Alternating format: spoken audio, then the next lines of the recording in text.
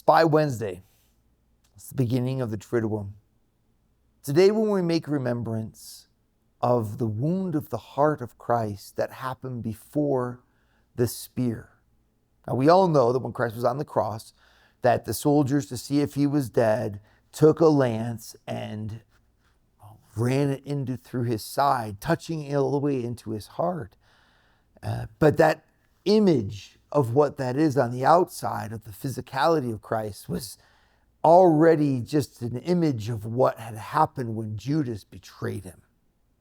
And the shroud portrays this in a very dramatic fashion. I want you to look right here at this particular amount of blood. You can see here's his face, his shoulders. You can see the wounds on the nail marks on the hand and the arm with the excessive amount of blood. But here there's more blood than anywhere else. And it's there where the lance would have gone through to the heart. Wounds of the heart are the hardest to heal. Wounds of the heart break a person more profoundly than anything else. Christ was never broken. He was the victor in the combat of suffering. And yet, he was dealt a mortal wound when one of his own betrayed him. They tried to arrest him 3 times. And every time they tried to arrest him, Christ walked through their midst. The only time they succeeded in arresting him was after he had given his body and blood to them in the form of the Eucharist. He had made himself literally vulnerable to them. And one of his own betrayed him for 30 pieces of silver. The price of a slave. Christ was betrayed for the price of a slave. And his heart would have been cut to the quick. And that he endured for you and me. The key to understanding everything in the passion of Christ is understand that he underwent what we undergo, so that when we undergo it, we go with Christ. That we don't live our own suffering and hardship alone, but that we live it with him. He did not have to suffer, and he did not have to die. He's the only one. The rest of us had to suffer and we had to die. Why? Because we're sinners. It goes all the way back to Genesis. Because you have done this, said God, death entered the world. And all of its forms, from the pain of childbearing of Eve to the futility of the labor of Adam, death entered the world. And we knew that because we ate from the tree of the knowledge of good and evil, we would die. Because God said, do not look at it, do not even touch it, lest you die, right? And so we not only looked at it and touched it, but we ate it. And so because of that, we have this punishment that is part of our life. And that is an article of faith, original sin. Some people say that just doesn't sound right. Well, it's something that we believe because it was revealed by God as the answer for why we have to undergo what we have to undergo. And the answer is we didn't have to undergo it originally, but God allowed us to undergo it so that he could give us something even better through it. And again, that's an act of faith, because for people who are suffering, it's not something that they really want to hear, that actually God's going to do something even better through it. They want to hear, I don't want this suffering at all. And oftentimes we don't even see what that something better is. It's left in the hands of God to be unveiled in the course of the mystery of time. And yet it's there. The faith that we believe in is that God allows evil so as to make something even better come from it. Otherwise, he wouldn't really be God, right? He would be, in a way, saying, oh no, they ruined my creation. And because they ruined it, it'll never be the same. I wish I was God or something where I could make something better out of this, but I just can't. God wouldn't do that, right? Because he's God. He can. We can't fathom it. We can't understand it, but God can. And it's for us to cling to that truth as almost like an anchor of hope, right? Because wouldn't it be wonderful if it was true? I mean, wouldn't it be just fantastic if actually God could? Well, he can. That's what we get to believe. And those who believe in that powerful truth, that God allows us to go through suffering because he has something better in store for us, have hope in their heart. That means that evil's not the final answer, and that bad things don't triumph over us, but that God is in charge of our lives. And if God is for us, who can be against us, right? That's what St. Paul then says. And instead, then, we become protagonists of history instead of victims. And for that reason, it's something to meditate on this during Holy Week, this process of his suffering. I'm standing in front of the shroud. The shroud is a mysterious thing. We don't really know how these images are imprinted on it. It's not with ink. It's not with paintbrush.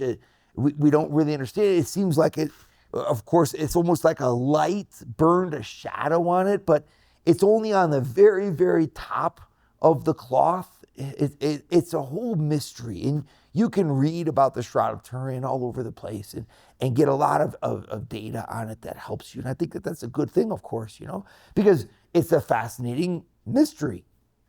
And we need those mysteries to waken our mind up, right? To wake our minds up, to find that there is something out there that's bigger than me, that's bigger than my worries, bigger than my cares. There's a process of salvation happening in the world. And a sign like this just it makes me alert for a change. That God is working, and maybe in fact God has this world in control. But the real beauty of the Shroud of Turin isn't the mystery of the Shroud of Turin. It's the mystery of the man in the shroud. Why is there an image of Jesus Christ on the shroud left for us? It's kind of creative in a sense, right? It was like, he just thought of that. He's like, well, let's leave behind my burial shroud. I mean, he left behind his face on Veronica's veil. That's a wonderful artifact that, of Christianity. But he left behind the nails. He left behind the spear. He didn't leave behind anything he made in the carpenter shop. And he didn't leave behind a little, scratching in the cave, some sort of graffiti, from when he's a teenager. I don't know. He didn't leave any of that behind. What did he leave behind? A burial shroud. Right? That is a revelation to us of the fact that in the process of being betrayed, being arrested, being tortured, being betrayed again by his own people who sent him off to be crucified, in the process of then carrying the cross, it's like the torture of Good Friday was all laid out by the Romans, almost like that kind of sick liturgy of the crucifixion. And Christ went through the paces of that because we have to go through those same paces. And he didn't want us to go there thinking that evil was more in control of our lives than him. When you look at the betrayal with Judas, it's one of the most poignant sufferings in all of the sufferings. We can think about being whipped and the strength that must have taken. We can think about the trauma of the heart of Christ and the stress that comes from sweating blood, But those things kind of remain physical. And as much as we need to meditate on them, and we will, the betrayal of the heart is a very deep thing.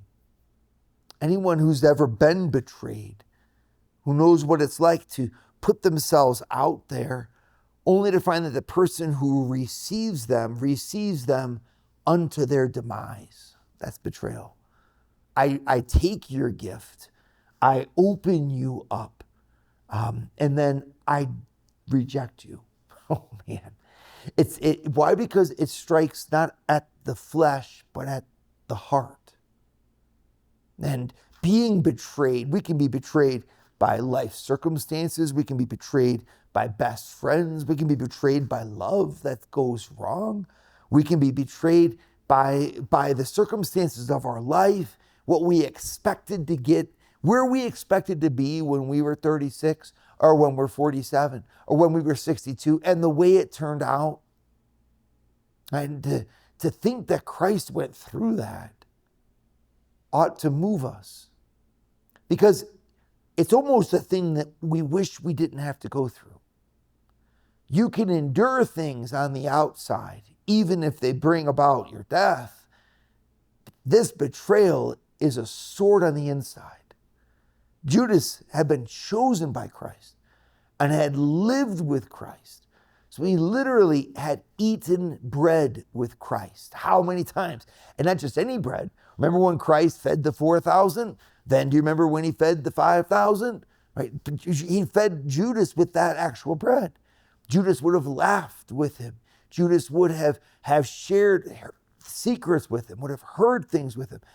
Jesus invested in Judas, knowing, of course, all the time that he would be the one who betrayed him.